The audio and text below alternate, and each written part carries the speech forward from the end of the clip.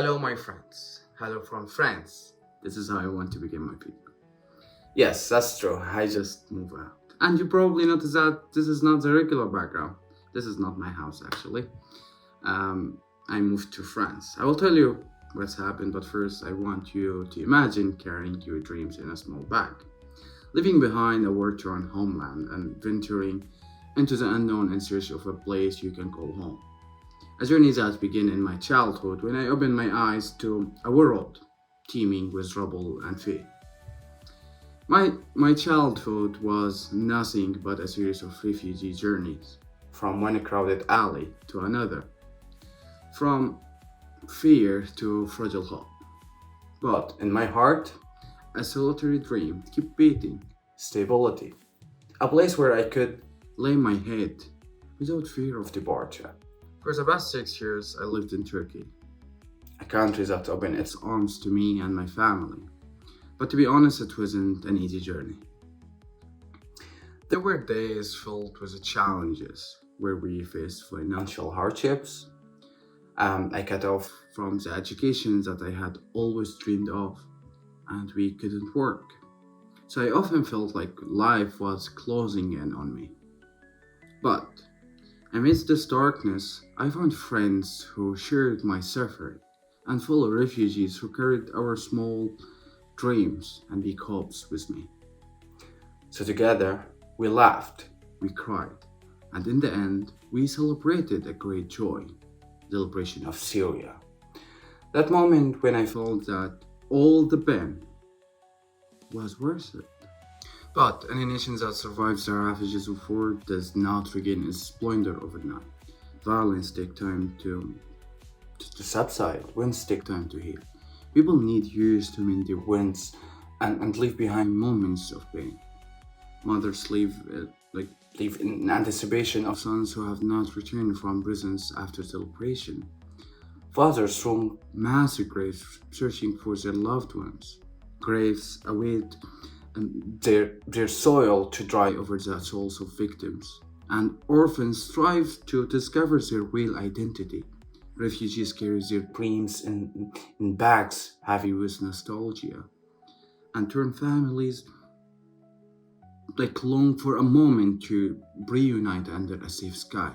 The displaced people dream of leaving tents and returning to their homes. All this is a long journey, take years and years for the wounds to heal. And today, I begin a new enjoyable journey. A journey of refuge once again.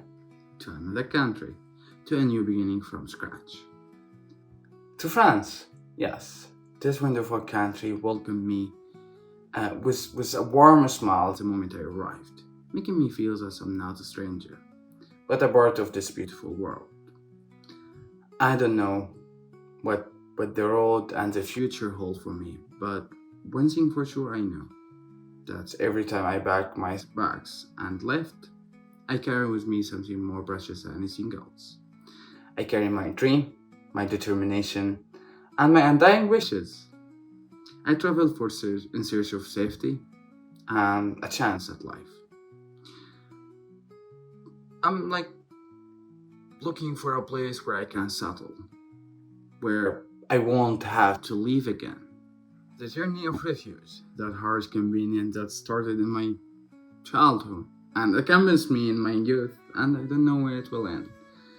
But I know that I will not stop striving for stability, for education, for work, for a nationality that enables me to see the world, and for a life that worthy of me as a human being. From the beginning, the phone was my window to the world, and the news was an integral part of my day. And because I've been a refugee since my early childhood, I made my voice an echo for every refugee, for every child suffering in this world. I used to follow the cries of children in homelands similar to mine, and I feel that my voice must reach. For this, I have adopted this case with my heart and mind, and I believe in it until the end. Every human being has the right to life, and every child has the right to live in safety, far from the ravages of war. I mean, we all deserve a place where we could take refuge when the world closes in on us. That's what I believe. Every time I travel, I carry with me something more precious than anything else: my dreams and dignity.